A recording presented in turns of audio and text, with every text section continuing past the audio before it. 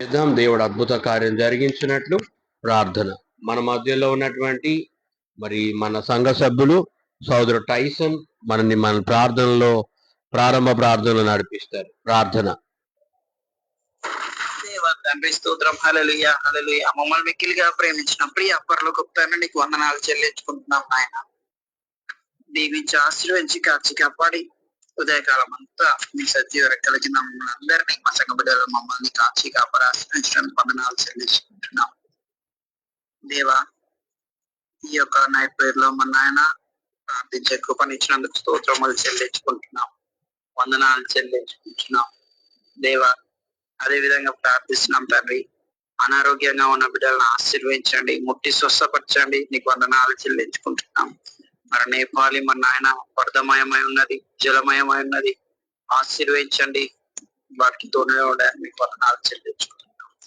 దేవా తండ్రి, మరి మా యొక్క సంఘం నిమిత్తం ప్రార్థిస్తున్నాం. సంఘ సరిహద్దు విశాలపరచండి, సంఘానికి మన నాయన మరొక నూతన ఆత్మను నడిపించండి, వందనాలు చెల్లించుకుంటున్నాం. సంఘ కార్యక్రమంలో తోని ఆశీర్వించండి, స్తోత్రాలు తెచ్చుకుంటున్నాం. మన సంఘం పేరు పేరు ముట్టి స్వస్థపరచండి, వందనాలు చెల్లించుకొచ్చినాం. ప్రతి ఒక్క బిడ్డ చుట్టూని కంచె కాపుదల నుంచి ఆశీర్వించడానికి వందనాలు చెల్లించుకొచ్చినాం. మరి దేవ, ఆత్మదేవ, నీ దాసం ద్వారా మాట్లాడుతున్నప్పుడు ఇప్పుడు మేము విని మరి నాయన మా హృదయాల భద్రపరచుకునే కృపను భాగ్యాన్ని అనుగ్రహించండి. మరి ఈ ప్రార్థన అంతట్లో మీరు అధ్యక్షత వహించడానికి వందనాలు చెల్లించు దేవా. మరి మా యొక్క సంఘ బిడ్డల్లో చిన్నవారిని మొదలుకొని పెద్దవారి వరకు ఆశీర్వదించాడు దేవా. మా రాష్ట్ర నాయకులను బట్టి, జిల్లా నాయకులను బట్టి ప్రార్థిస్తున్నాం, ఆశీర్వదించాడు, నీకు స్తోత్రాలు చెల్లించుకుంటున్నాం. మన నాయన అదే విధంగా ప్రార్థిస్తున్నాం. వాతావరణంలో మార్పులను చూస్తున్నాం దేవా, చల్లటి వాతావరణాన్ని మీరు అనుగ్రహించడానికి నీకు స్తోత్రములు చెల్లించుకుంటున్నాం నాయన. అదే విధంగా ప్రార్థిస్తున్నాం తండ్రి. స్కూల్స్ కు కాలేజ్కి వెళ్తున్న బిడ్డల చుట్టూ నీ కంచె కాపుదల ఉంచాడు. ఉద్యోగ రీత్యా మరి నాయన వెళ్తున్న బిడ్డల చుట్టూ నీ కంచె కాపుదల ఉంచాడు. మరి నాయన రోజు వర్క్ చేసుకుంటున్న బిడ్డల చుట్టూ నీ కంచె కాపుదల ఉంచాడు. ఆయా పనుల నిమిత్తం వెళ్తున్న బిడ్డల చుట్టూ కూడా నీ కంచె కాపుదల ఉంచాడు దేవా. మా సంఘంలో వివాహాలు జరగానే ఉన్న వాటికి వివాహాలు జరుగును గాక వందనాలు దేవా. వివాహాల కోసం ఎదురు చూస్తున్న బిడ్డలు మరి నాయన వారికి సాటి అయిన సహాయాన్ని అనుగ్రహించడానికి వందనాలు చెల్లించుకుంటున్నాం దేవా. మరి జరగనే ఉన్న ప్రతి కార్యక్రమంలో మీ నామానికి మహిమ కలుగును గాక నీకు వందనాలు చెల్లించుకుంటున్నాం. అదే విధంగా ప్రార్థిస్తున్నాం తండ్రి. నీకే మహిమ, నీకే ఘనత, నీకే ప్రభావాలు చెల్లించుకుంటున్నాం దేవా. మరి మా యొక్క సంఘ బిడ్డలలో ఏ అవసరాలు ఉన్నాయో, అక్కర్లు ఉన్నాయో ప్రతి అక్కర్లు తీర్చండి, నీకు వందనాలు, నీకు స్తోత్రములు చెల్లించుకుంటున్నాం. మరి అదే విధంగా ప్రార్థిస్తున్నాం తండ్రి. మరి నేటి దినం ఈ యొక్క నైట్ ప్రేయర్ లో మేమందరం కూడుకొని ప్రార్థించే కృపను భాగ్యాన్ని అనుగ్రహించిన వందనాలు చెల్లించుకుంటూ ఈ కొద్ది విన్నపం నజరుడైన యేసు నామములో ప్రార్థించి అడిగి వేడుకుంటున్నాం తండ్రి. ఆమేన్ ఆమేన్. ఓకే, అలాగే మన మధ్యలో ఉన్నటువంటి సహోదరి జ్యోతి మన సంఘ సభ్యురాలు ప్రార్థనలు నడిపిస్తారు.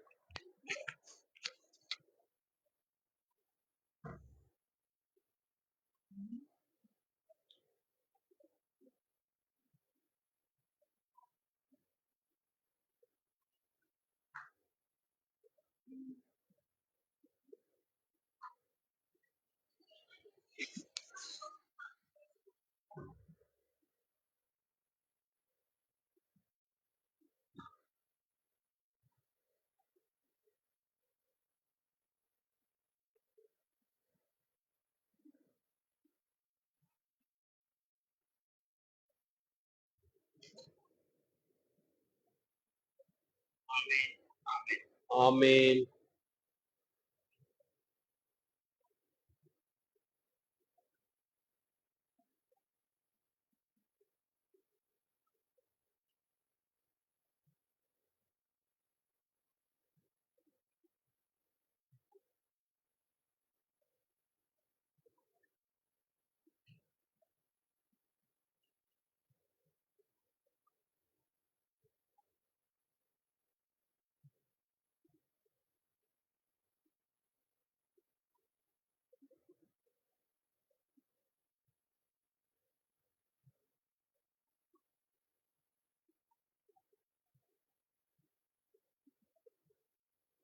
ఓకే,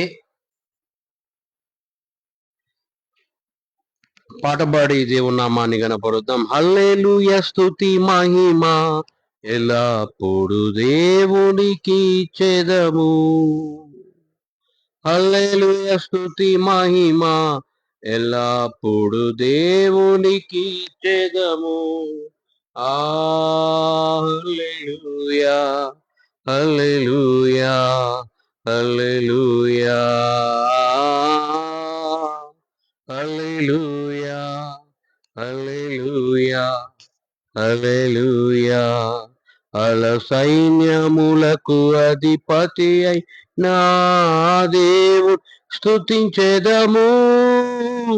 అల సైన్యములకు అధిపతి అయిన ఆ దేవుని స్తుతించెదము. అలసంద్రములను దాటించిన ఆ యెహోవాను స్తుతించెదము. అలసంద్రములను దాటించిన ఆ యెహోవాను స్తుతించెదము.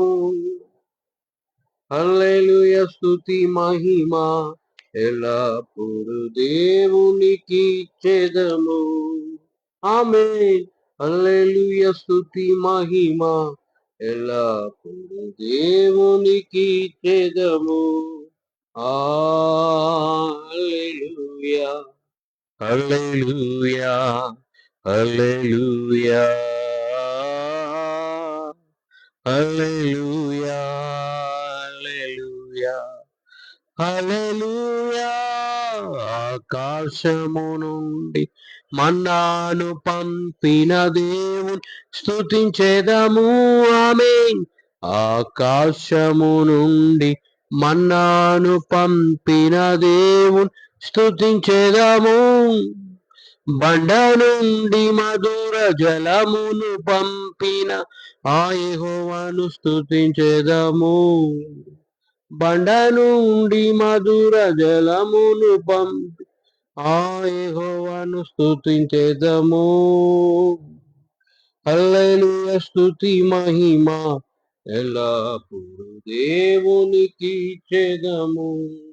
ఆమేన్. హల్లెలూయా స్తుతి మహిమ ఎల్లప్పుడు దేవునికి చెదము. హల్లెలూయా హల్లెలూయా హల్లెలూయా హల్లెలూయా హల్లెలూయా హల్లెలూయా.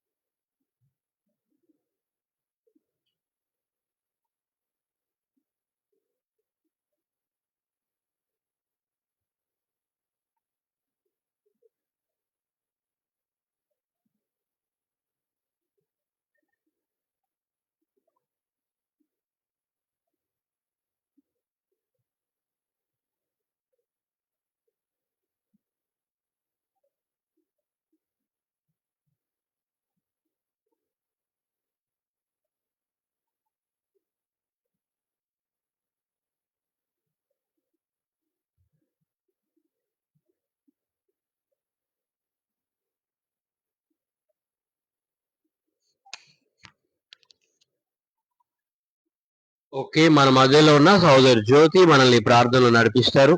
చెప్పబడిన అంశాల కొరకు మన సంఘ సభ్యురాలు సహోదరి జ్యోతి ప్రార్థన చేస్తారు.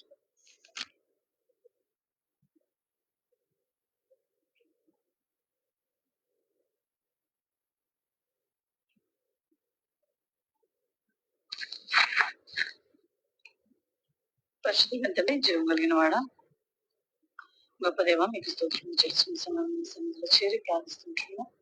ప్రార్థనలో మనల్ని చేస్తున్నాం. మీ యొక్క చిత్తంలో మీ ప్రణాళికలు క్షేమంలో సంఘం పట్ల అధికంగా అనుగ్రహిస్తున్నందుకు మీకు వందనాలు చెల్లిస్తున్నాం.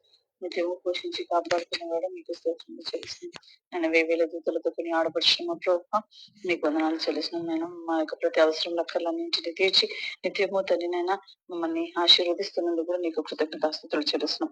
గడిచిన దినములన్నీ మీ సజీవ రెక్కల చాటు భద్రపరిచినారు. మరి ప్రభావ ఈ యొక్క మాసంలో కూడా తండ్రినైనా చివరి రోజులలో ఉంటుండగా తండ్రినైనా మరి మమ్మల్ని అందరినీ బలపరుస్తున్నందుకు కూడా నీకు వందనాలు చెల్లిస్తున్నాం. మరి నైనా ముఖ్యంగా తను జ్ఞాపకం చేసుకుని అనారోగ్యంగా ఉన్న ప్రతి బిడ్డను జ్ఞాపకం చేసుకునండి. ప్రతి ఒక్క బిడ్డను తను ముట్టండి, స్వస్థపరచని చెప్పి ఆరోగ్యంగా దయచేసి అనుగ్రహించమని ప్రార్థిస్తున్నాం. ఇంకా నేను అదే రీతిగా జ్ఞాపకం చేసుకోండి ప్రభావ. మరి నేను సంఘ కాపరి కుటుంబాన్ని జ్ఞాపకం చేసుకోనండి. మరి చేస్తున్న పనులు పరిచయాలతో నానాటికి అభివృద్ధి చేయమని ప్రార్థిస్తున్నాం. తన ప్రయాణంలో కూడా తోడుగా ఉండి నడిపించమని వేడుకొని వచ్చిన తండ్రి.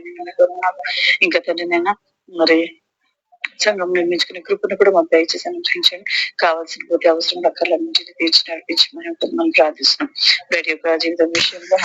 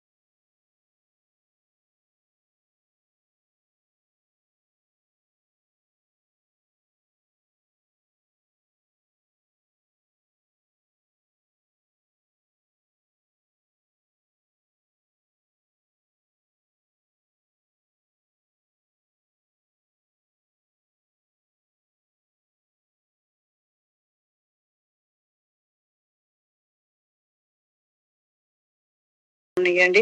తల్లి మాట తల్లినైనా విలువేరుగా జవదాటకుండా తల్లి నీ మార్గంలో నడిచే వారుగా ఉండే కృపను కూడా దయచేయమని ప్రార్థిస్తున్నాం.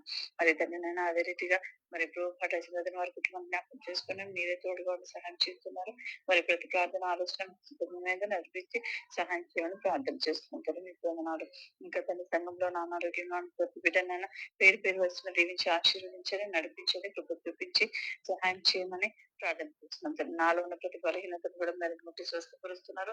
ఇంకా పరిపూర్ణమైన ఆరోగ్యం దయచేయండి. నేను చేసిన ప్రార్థనలన్నీ కూడా వినేతనైనా మరి బహుమానం నిమిత్తం మీరు చూస్తూ ఉంటుండగా మీ చిత్తం మా పట్ల నెరవేర్చి కార్యం జరిగించి సహాయం చేయమని ప్రార్థిస్తున్నాం.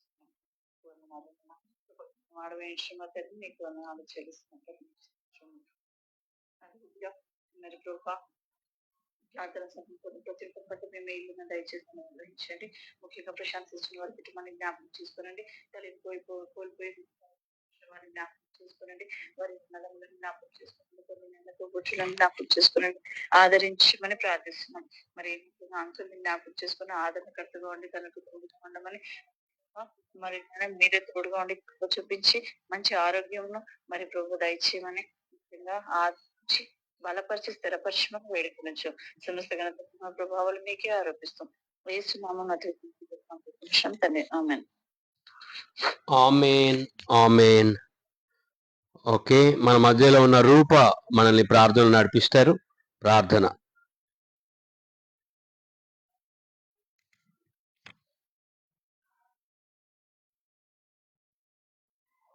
మన మధ్యలో ఉన్న రూప మనల్ని ప్రార్థనలు నడిపిస్తారు.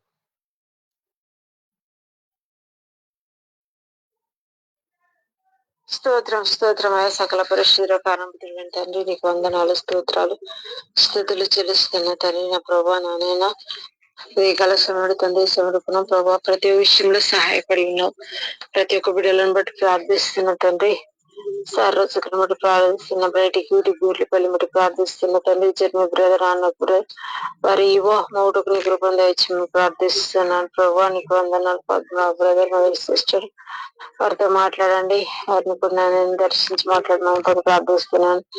అలానే దేవాని స్తోత్రములు స్థుతులు చేసిన బిషప్ తల్లిదండ్రులు జ్ఞాపకం చేసుకుని పోవా వందనాలు స్తోత్రాలు స్థుతులు చేసిన తండ్రి వన్ మేడం బనిసే అబ్బీడ్ ఎంప్లాయీస్ జ్ఞాపకం చేసుకొని ప్రార్థిస్తున్నాను తండ్రి నీకు వందనాలు సెల్లి సిస్టర్ వారి కుటుంబం జ్ఞాపకం చేసుకోండి. అలానే పెద్ద పౌత్ర సిస్టర్ చిన్న పౌత్ర సిస్టర్ వారి వారి కుటుంబాలను జ్ఞాపకం చేసుకుని ప్రార్థిస్తున్నాను. అలానే తండ్రి నానైనా శ్రీకాంత్ బ్రదర్ సిస్టర్ బట్టి ప్రార్థిస్తున్న ప్రభా వారి పట్ల వారి కుటుంబం పట్ల నీకు కృపించండి. టైసన్ బ్రదర్ సిస్టర్ వారికి ఇచ్చిన వారిని కూడా బట్టి ప్రార్థిస్తున్నాను ప్రభా నీకు వందనాలయ్యా. సంఘ వీళ్ళందరినీ జ్ఞాపకం చేసుకోండి ప్రభా ప్రతి ఒక్క అవసరతలను తీర్చండి. వాతావరణ సాధన ఉంచండి. మంచి పంటలు పండడానికి కృపను దయచేయండి. దేవాన్ని స్తోత్రములు స్థుతులు చెల్లిస్తున్నాను. జేమ్స్ బ్రదర్ ప్రార్థిస్తున్న ప్రభా నీకు వందనాలు. ఇంకా నువ్వు తండ్రి ఎక్కడో తండ్రి నా మంచు కొండ లాంటిది నాన్న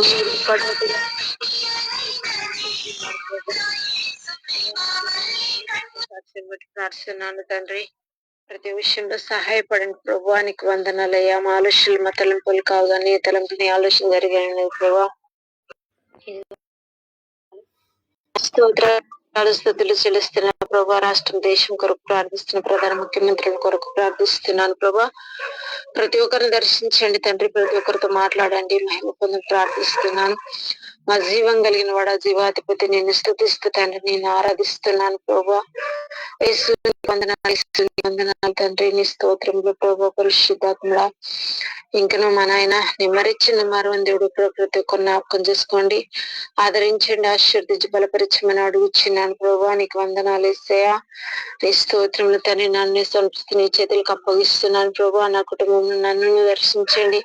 నా కుటుంబం ఇచ్చే ప్రాపర్టీ తల్లిదండ్రులు ఇచ్చే ప్రాపర్టీని బట్టి ప్రార్థిస్తున్నాను. నాకున్న ప్రతి ఒక్క ఒత్తిడిని ఇరుకులు ఇబ్బందులు తీసివేయండి తండ్రి. ఇంకా నాకు మారు మనసు తెచ్చి మందిరాన్ని నడిపించండి ప్రభా. దేవా నీకు వందనాలు. అలానే తండ్రి నీ స్తోత్రం హరిని కూడా జ్ఞాపకం చేసుకోండి తండ్రి. హరీష్ ని తండ్రి తనకు రక్షణ దయచేయండి. మారుమనసు దయచేయమని ప్రార్థిస్తున్నాను ప్రభా నీకు వందనాలు ఇస్తాను స్తోత్రములు తండ్రి. ఇంకా నీ మరిచిన మరవ దేవుడు కాబట్టి అందరినీ జ్ఞాపకం చేసుకుని దీవించి ఆశీర్వదించి బలపరిచి కనికరించి కాపాడు ఏసు పరిస్థితి నమ్మికలు బతంగా స్తుతించి గణపరిచి వేడుకుంటున్నాం తండ్రి. ఆమేన్ ఆమేన్ ఆమేన్.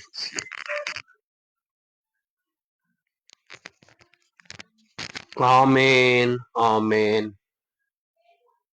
అలాగే మన మధ్యలో ఉన్న తమ్ముడు శ్రీకాంత్ మనల్ని ప్రార్థన నడిపిస్తారు.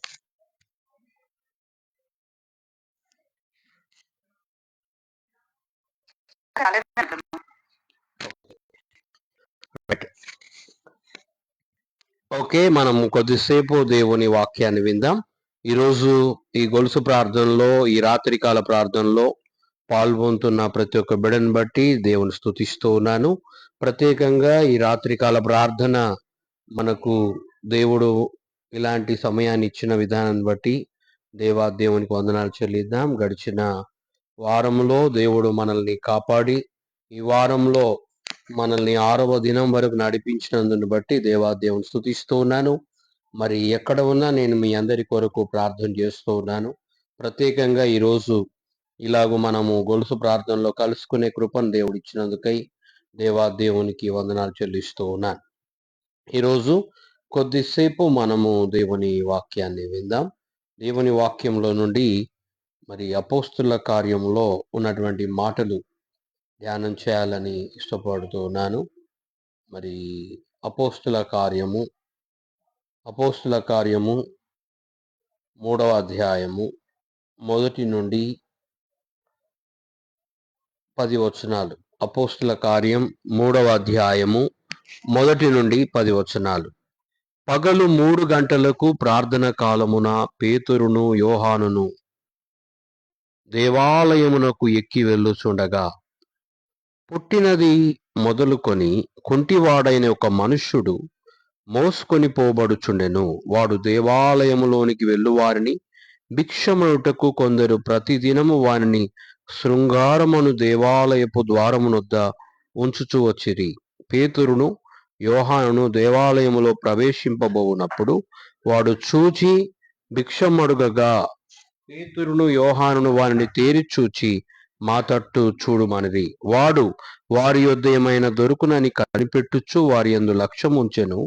అంతటా పేతురు, వెండి బంగారములు నా యొద్ద లేవు గాని నాకు కలిగినదే నీకిచ్చుచున్నాను. నజరేయుడైన యేసుక్రీస్తు నామమున నడుమని చెప్పి వాని కుడి చెయ్యి పట్టుకొని లేవనెత్తెను. వెంటనే వాని పాదములను చీలమండలును బలము పొందెను. వాడు దిగ్గున లేచి నిలిచి నడుచుచు గంతులు వేయుచు దేవుని స్తుతించు వారితో కూడా దేవాలయంలోనికి వెళ్ళెను. వాడు నడుచుచు దేవుని స్తుతించుట ప్రజలందరూ చూచి శృంగారమును దేవాలయపు ద్వారమునొద్ద భిక్షం కొరకు కూర్చునిన వాడు వీడే అని గుర్తెరిగి వానికి జరిగిన దానిని చూచి విస్మయంతో నిండి పరవశులైరి. దేవుడి వాక్యమును దీవించునుగాక. మరి దేవుని వాక్యంలో అపోస్తుల కార్యము అంటే అపోస్తులు ఎవరు ఇంతకీ అనే దాని గురించి మనము బైబిల్ గ్రంథంలో చూడాలి. అపోస్తులుడు, అపోజల్ అనేటువంటి మాటకి ఏంటంటే పంపబడిన వాడు అని అర్థం. ఈ అపోస్తుల కార్యములు అంటే ఎవరైతే దేవుని చేత పంపబడ్డారో వారు దేవుని శక్తి చేత నింపబడి, దేవుని ఆత్మ చేత నింపబడి చేస్తున్నటువంటి అద్భుత కార్యాలే ఈ అపోస్తుల కార్యములు. పంపబడడం ముఖ్యం కాదు, దేవుని శక్తి చేత నింపబడడం, దేవుని కొరకు వాడబడడం అనేది ఈ వాక్యంలో మనం చూస్తూ ఉన్నాం. దేవుడు కూడా ఈ లోకానికి పంపబడ్డాడు. అనగా యేసు తండ్రి అయిన దేవుని చేత ఈ లోకానికి పంపబడ్డాడు. ఎందుకు పంపబడ్డాడు అంటే దేవుని చిత్తాన్ని నెరవేర్చడానికి ఆయన పంపబడ్డాడు. సో ఈరోజు దేవుని వాక్యంలో ఈ యొక్క అపోస్తుల కార్యం 3వ అధ్యాయంలో మనం చూస్తే పగలు 3 గంటలకు ప్రార్థన కాలం అని ఇక్కడ చూస్తూ ఉన్నాం. అపోస్తులు పెట్టుకున్న ప్రార్థన కాలం ఏంటి అంటే పగలు 3 గంటలకు ప్రార్థన కాలం. అనగా ఈ పగలు 3 గంటలకు ప్రార్థన కాలం పెట్టుకొని వారు ఎవరెవరు ఎక్కి వెళ్తున్నారు? ఇక్కడ 12 మంది శిష్యులు కనబడరు మనకి. పేతురు, యోహాను అని చెప్పి వాళ్ళిద్దరిని ఇక్కడ మెన్షన్ చేసినట్టుగా మనం చూస్తూ ఉన్నాం. అంటే పేతురు, యోహాను వీళ్ళిద్దరు దేవాలయంలోకి ఎక్కి వెళుతున్నారు. ఎక్కి వెళ్ళడం అపోస్తలుల జీవితంలో మనం చూస్తే దేవుడు ఎప్పుడు వీరిని కొండలు ఎక్కించడమే చేశాడు. చూడండి దేవుని వాక్యంలో మరి ఆ మత్తయి సువార్త 5వ అధ్యాయంలో వారిని ఒక కొండ మీది ప్రసంగం అంటాం. ఆ కొండ మీదికి వారు యేసయ్య ఎక్కి కూర్చుంటే అక్కడ శిష్యులందరూ కూడా అక్కడే ఉన్నట్టుగా మనం చూస్తాం. అలాగే కొండ మీది ప్రసంగం అనే కాదు, మరి రూపాంతరపు కొండ అనుభవంలో మనం చూసినట్లయితే యేసు ప్రభు 3 శిష్యులను తీసుకొని వెళ్ళినట్టుగా చూస్తాం. ఎవరెవరు వారు అంటే పేతురు, యోహాను, యాకోబు. అలాగే మేడగది అనుభవంలోకి వచ్చినప్పుడు మేడగది అనుభవంలో మనం చూస్తే అపోస్తుల కార్యంలో మేడగది అనుభవంలో ఎవరెక్కి వెళ్తున్నారు అంటే ఇక్కడ ఈ మేడగది అనుభవంలో యేసు ప్రభు శిష్యులు వారు మేడగదికి ఎక్కి వెళ్ళారు. ఆ మేడగదిలో కూడా దేవుడు మాట్లాడినటువంటి ప్రసంగం ఉంది. దాన్ని మేడగది ప్రసంగం అని కూడా మనం చెప్పవచ్చు. యోహాను సువార్త 14వ అధ్యాయంలో మరి ఆయన మేడగదిలో ఏమి ప్రసంగించాడు, ఏం మాట్లాడాడు, ఇవన్నీ కూడా ఆ మేడగది కాన్వర్జేషన్ అంటే ద అప్పర్ రూమ్ డిస్క్లోజర్ అంటారు ఇంగ్లీష్ లో. ఈ అప్పర్ రూమ్ లో ఏమేం మాట్లాడాడు, ఆ మేడగదిలో ఏమేం మాట్లాడాడు అనే విషయాలన్నీ కూడా మనము యోహాను సువార్త 14వ అధ్యాయం ఇవన్నీ విషయాలు మనం చూస్తాం. అలాగే ఈ అపోస్తుల కార్యం 3వ అధ్యాయంలో మనం చూస్తే ఇక్కడ మరి వీరు ఎక్కి వెళ్తున్నారు, దిగి వెళ్ళినట్టుగా కాదు, ఎక్కి వెళ్తున్నారు. They are going to the mount. ఒక విధంగా ఈ దేవాలయం ఎక్కడ ఉంది అంటే కొండల మీద ఉంది. యెరూషలేము ఎక్కడుంది అంటే యెరూషలేము కొండల మీద ఉంది. యెరూషలేం దేవాలయం కొండల మీద ఉంది. అలాగే ఇంకొక దేవాలయం ఇక్కడ ఏం కనబడుతుందంటే ఈ దేవాలయానికి ఒక పేరుంది, దానికి శృంగారము అను దేవాలయం, అనగా శృంగారం అను దేవాలయం. అంటే ఈ యొక్క పేరు, దానికి ఒక చక్కటి పేరు కూడా వారు పెట్టుకున్నారు, శృంగారమును దేవాలయపు ద్వారమున వద్ద ఉంచారు అని చెప్పి. ఇక్కడ మనం చూసినట్లయితే ఇక్కడ ఈ దేవాలయంలో మరి పేతురు, యోహాన్ ఇద్దరు కూడా ప్రార్థన కాలం పెట్టుకున్నారు. ఆ ప్రార్థన కాలంలో వారు ప్రతిదినం ఎక్కి వెళ్తున్నారు. అయితే ఎక్కి వెళ్తున్నటువంటి ఈ సమయంలో పుట్టింది మొదలుకొని కుంటివాడైన ఒక మనుషుడు అక్కడికి ఎప్పటిలాగే తీసుకొని వెళ్తున్నాడు. కానీ ఒక రోజు అతని జీవితంలో ఊహించని పరిణామం అతడు చూడగలిగాడు. ఊహించని మార్పు తన జీవితంలో చోటు చేసుకోవడం మనం ఇక్కడ చూస్తున్నాం. ఆ యొక్క మనుష్యుడు మోసుకొని పోబడుతున్నాడు. ఆయన ఎందుకు మోసుకొని పోబడుతున్నాడంటే పుట్టింది మొదలుకొని కుంటివాడు, పుట్టుకతోనే కుంటివాడని మనం చూస్తూ ఉన్నాం. మనిషిని మోయడం చాలా కష్టం, కానీ ఇక్కడ ఈ యొక్క కుంటివాడు మోయబడుతున్నాడు. ఈ కుంటివాడు ఆ యొక్క దేవాలయం దగ్గరికి వచ్చేది ఎందుకు మోయబడుతున్నాడంటే అతన్ని తీసుకొని వచ్చి అక్కడ వేసి ఆ యొక్క కుంటివాడు ఏదైతే భిక్షం అడుగుతున్నాడో ఆ భిక్షం ఎలాంటిదంటే ఆ మామూలు భిక్షం కాదు, అనగా ఒక భిక్షాటన చేసే వ్యక్తి రోజుకు ఒక 20 రూపాయలు, 100 రూపాయలు, 50. కానీ ఈ భిక్షగాడు, నాకు తెలిసి ఈ కుంటి భిక్షగాడు చాలా కాస్ట్లీ, అంటే అనగా ఒక విధంగా వెండి బంగారాలు దొరుకుతాయా అన్నట్టుగా చూస్తున్నాడు. అంటే ఈ యొక్క కుంటి భిక్షగాని యొక్క వైఖరి ఏంటంటే ఎవరు వెండి వేస్తారు, ఎవరు బంగారం వేస్తారు అనేటువంటి తీరులోనే ఈ వ్యక్తి ఉండిపోయాడు. అంటే ఈ వ్యక్తికి అక్కడికి వచ్చేటువంటి మరి దేవుని యందు భయభక్తులు కలిగినటువంటి వారంతా కూడా వారి దగ్గర ఉన్న వెండి బంగారం కూడా ఇతనికి ఇస్తున్నారన్నమాట. అంటే అలాంటి పరిస్థితిలో ఈ వ్యక్తి ఉన్నాడు. కాబట్టి పేతురు హృదయంలో ఉన్నది కూడా చెప్పగలిగే అంత గొప్ప ఆత్మీయమైనటువంటి శక్తితో నింపబడ్డాడు. ఉదాహరణకు నేను చెప్పాలంటే, మీరు అపోస్తుల కార్యం 5వ అధ్యాయంలో ఇద్దరు భార్యాభర్తలు కనబడతారు. వారెవరు అంటే అననీయ, సప్పీర. వారి హృదయంలో ఏముందో పేతురు చెప్పగలిగాడు. అంటే ఏంటి? దేవుని ఆత్మ చేత నింపబడినటువంటి వ్యక్తి. ఆ వ్యక్తి భార్యాభర్తలు ఇద్దరు రహస్యంగా మాట్లాడుకున్న ప్రతి విషయం కూడా దేవుని ఆత్మచేత నింపబడినటువంటి మరి దైవజనుడు, ఒక విధంగా శిష్యుడు, అపోస్తుడు అని పిలువబడిన పేతురు వారు ఏదైతే అనుకొని తప్పు చేశారో, ఏదైతే అనుకొని వారు అబద్ధమాడారో, ఏదైతే అనుకొని వారు అపోస్తుల పాదము యొద్ద, అనగా పేతురు పాదముల యొద్ద ఏదైతే వారు అమ్మి పెడతామని అన్నారో అది పెట్టకుండా సగమే తీసుకొని వచ్చి ఆ యొక్క భూమి, ఆ పొలము అమ్మి సగమే తీసుకొని వచ్చి అపోస్తుల పాదముల యొద్ద పెడితే దాన్ని కూడా చాలా ఈజీగా పసిగట్టి మీరెందుకు పరిశుద్ధాత్మను మోసం చేస్తున్నారని చెప్పి పేతురు అక్కడ మందలించినట్టుగా మనం చూస్తాం. మొదటిగా అననీయాను మందలించాడు, తర్వాత సప్పీరాను మందలించాడు. అంటే చూడండి, ఈ యొక్క పేతురుకున్న ప్రత్యేకత, అపోస్తులకున్న ప్రత్యేకత ఏంటంటే వారు ఏదైతే హృదయంలో అనుకుంటున్నారో, ఏదైతే వారు ఆశిస్తున్నారో, ఏదైతే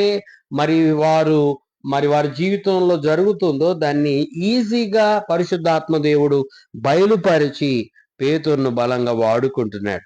అలాంటి సమయంలో పేతురు అంటున్నాడు ఏమనంటే, ఈ యొక్క భిక్షగాడు యథావిధిగా ప్రతి దినం మోసుకొని రాబడుతున్నాడు, మోసుకొని పోబడుతున్నాడు, తనలో మార్పు లేదు.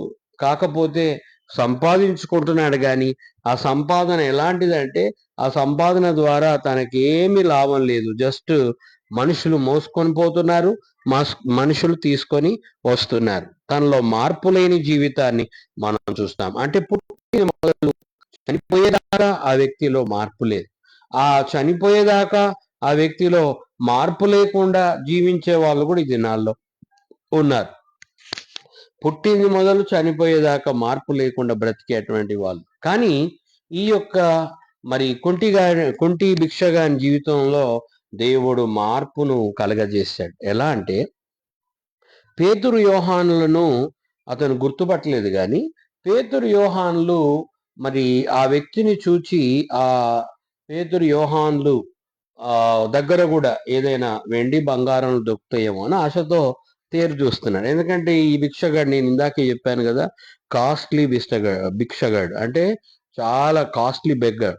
ఇతడు ఏంటంటే ఇతను వస్తే ఇతన్ని చూస్తే అతన్ని చూచినటువంటి వారు కూడా ఉదారంగా వాళ్ళ దగ్గర ఉన్న బంగారమో వెండియో ఏదో ఇచ్చి వెళ్తున్నటువంటి పరిస్థితి.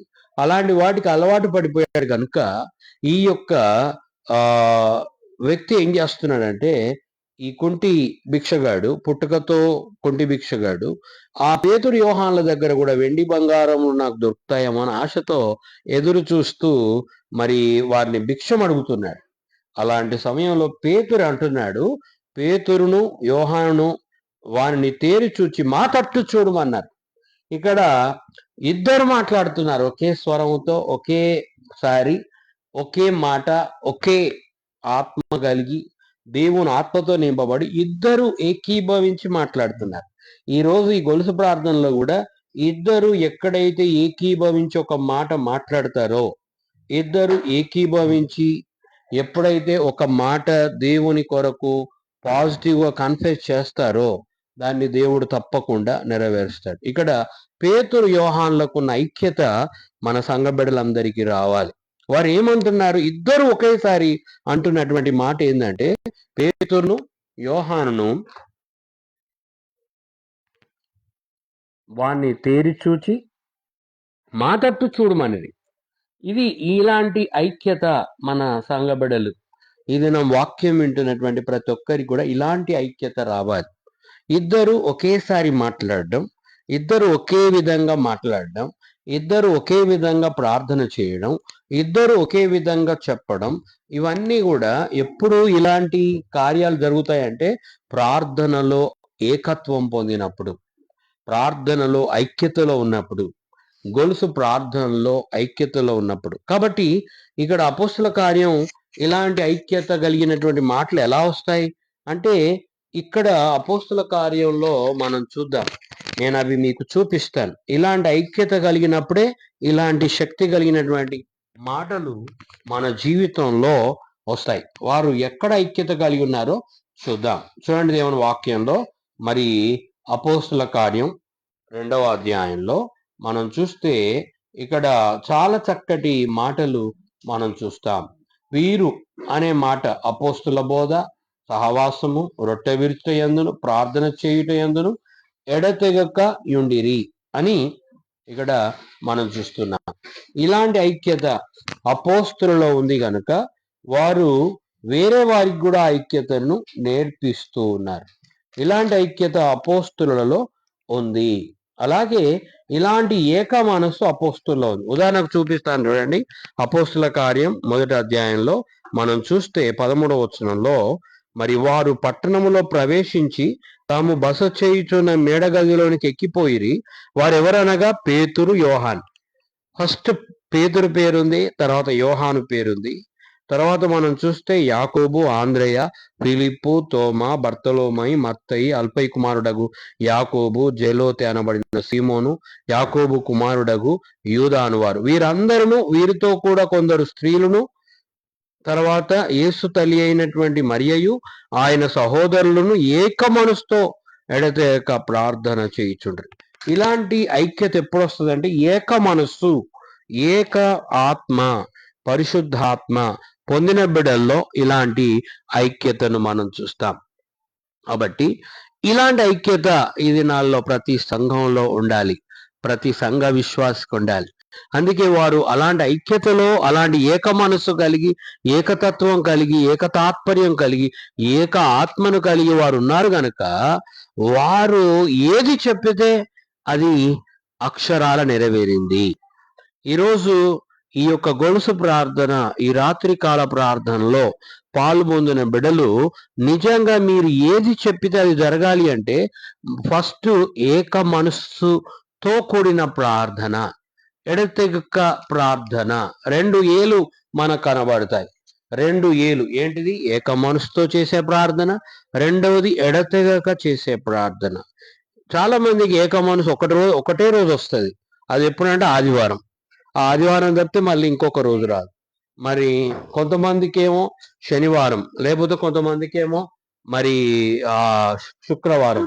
ఇలాగూ ఏక మనసుతో కూడిన ప్రార్థనలు కొన్ని రోజులే చేస్తూ ఉంటారు. కాబట్టి అలాగూ కాదు, మనం ప్రతిరోజు ఏక మనసుతో చేసే ప్రార్థన దేవుని కొరకు చేయాలి.